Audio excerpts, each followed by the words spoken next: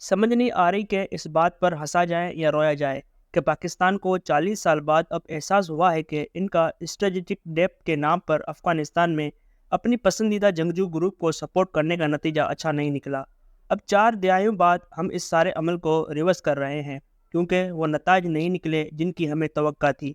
जिन strategic नताइज के लिए हमने 40 साल तक बोझ उठाया, अब इसने हमारी चीखें निकलवा दी हैं। रियासत की सिक्योरिटी खतरे में पड़ गई है। जब तालिबान काबुल पर हुक्मरान बने तो सिर्फ 2 साल के अंदर हमें एहसास हुआ है कि हमसे तो ब्लेंडर हो गया है। जी हाँ, सिर्फ 2 साल में। अब निगरान वज़ीर आज़म काकड़ ने प्रेस कॉन्फ्रेंस की है जिसमें उन्होंने काबुल हुकूमत के बारे में कहा है कि उनकी ज़मीन पाकिस्तान के खिलाफ इस्तेमाल हो रही है। काबुल हुकूमत के वज़ीरों ने दूसरी तरफ प्रेस कॉन्फ्रेंस करके पाकिस्तान के हवाले से अपने अच्छे जज्बात का इजहार नहीं किया। पाकिस्तान को शिकायत है कि तहरीक तालिबान पाकिस्तान को अफ़गानिस्तान से सपोर्ट मिल रही है और वो पाकिस्तान में दहशतगर्दी में मुलवस हैं। बल्कि पाकिस्तान को तो यहाँ तक शिकायत है कि जब से तालिबान की हुकूमत काबुल पर कायम हुई है, इसके बाद पाकिस्तान में दहशतगर्दी बढ़ गई है। पाकिस्तान को तवक्का थी कि काबुल पर तालिबान हुकूमत आने के साथ ही टीटीपी तहलील हो जाएगी और पाकिस्तान का मगरबी बॉर्डर महफूज हो जाएगा, जिसके लिए 40 साल तक अफ़गानिस्तान में अपने पसंदीदा ग्रुप्स को सपोर्ट दी गई, जिस पर पूरी दुनिया में एहतजाज भी हुआ और पाकिस्तान हुकाम को तालिबान का गॉड फादर तक कहा गया। पाकिस्तान ने पहले रूस से जारियत के नाम पर अफ़गान मुजाहिदीन को अमेरिका और यूरोप की मदद से सपोर्ट किया ताकि रूस का रास्ता रोका जाए।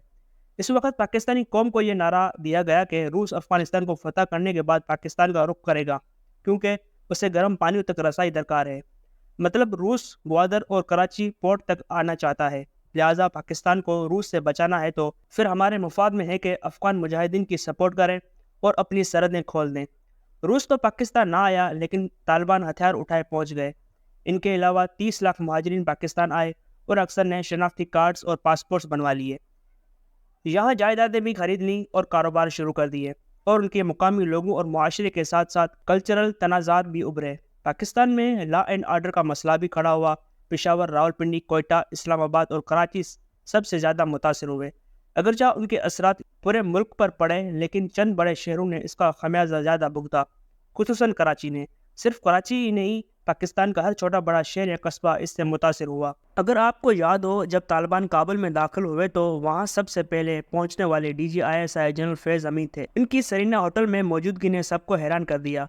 जब पूरी दुनिया इस सदमे का शिकार थी कि तालिबान ने कैसे रातों रात काबुल पर कब्जा कर लिया और अफगान आर्मी गायब हो गई। अमेरिकन अपने जख्म चाट रहे थे और कोई बहाना तलाश कर रहे थे कि किस पर सारा इल्ज़ाम धरें। इस वक्त जनरल फैज़ हमीद काबुल में विक्ट्री का निशान बनाते नमूदार हुए और सारा क्रेडिट ले लिया। यूँ न सिर्फ अफगान नौजवान नस्ल और अवाम जो तालिबान के खिलाफ थे कि दिलों में पाकिस्तान के लिए नफरत उभरी, बल्कि अमेरिका से यूरोप तक सब हुकूमतों और अवाम में पाकिस्तान के बारे में मनफी जज्बात उभरे। मुझे याद है, जनरल फैज़ की चाय पीते तस्वीर को पाकिस्तान में साबिक आर्मी अफसरान और एक साबिक DGISI तक ने पसंद नहीं किया था। इनका कहना था कि हमें फ़ौरन तालिबान को ओनरशिप नहीं देनी चाहिए और इनसे दूर रहें, वरना इसका सारा मलबा हमें उठाना पड़ेगा। लेकिन इस वक्त पाकिस्तान में शादियाने बजाए जा रहे थे। अगर एक तरफ फैज़ हमीद काबुल होटल में नमूदार होकर इसे पाकिस्तान की फतह करार दे रहे थे, तो वही उस वक़्त के वज़ीर आज़म इमरान खान तालिबान को काबुल पर कब्ज़े की मुबारकबादें दे रहे थे और इसी गुलामी से आज़ादी तक का सफ़र करार दे रहे थे। उस वक़्त कुछ होश और समझदारी की ज़रूरत थी, लेकिन वज़ीर आज़म Imran Khan, army chief general Bajwa और DGISI जनरल फैज़ हमीद ने एक ऐसा फ़ैसला किया जिस पर आज तक सब हैरान हैं कि इन तीनों ने क्या सोच कर वो किया। इस फैसले के तहत पाकिस्तान इन 35,000 तालिबान जंगजू और इनके ख़ानदानों को वापस सवात ले आया, जो फ़ौजी ऑपरेशन के बाद अफ़गानिस्तान भाग गए थे और वहाँ से पाकिस्तान के ख़िलाफ़ कार्रवाइयाँ कर रहे थे। यूँ हज़ारों तालिबान को वापस पाकिस्तान लाया गया, जिन्होंने आर्मी के ख़िलाफ़ गोरिल्ला जंग लड़ी थी।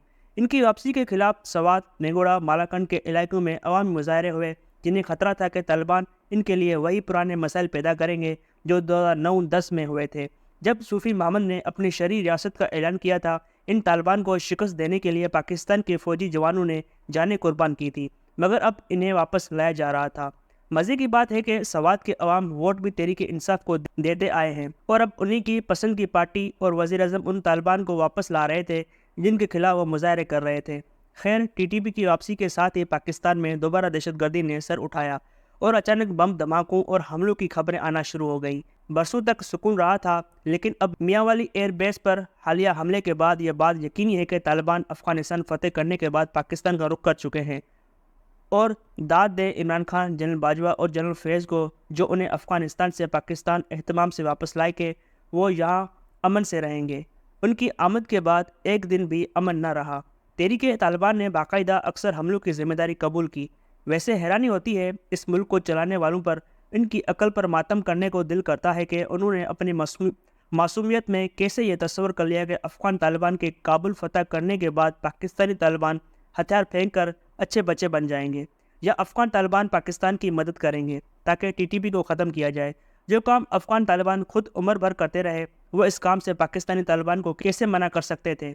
اندھے کو بھی نظر آ رہا تھا کہ افغان طالبان کابل کے فتح کے بعد تو پاکستانی طالبان کا حوصلہ بڑھے گا کہ اگر افغان طالبان امریکہ سے 20 سال لڑ کر افغانستان پر قبضہ کر سکتے ہیں تو وہ پاکستان میں یہ کام کیوں نہیں کر سکتے تھے؟